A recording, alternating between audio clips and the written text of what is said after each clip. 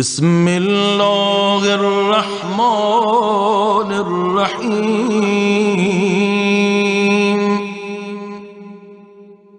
اللهم وفقني فيه لموافقة الأبرار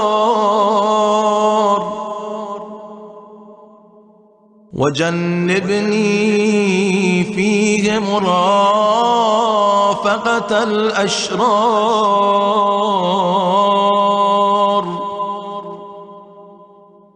وآوني فيه برحمتك إلى دار القرار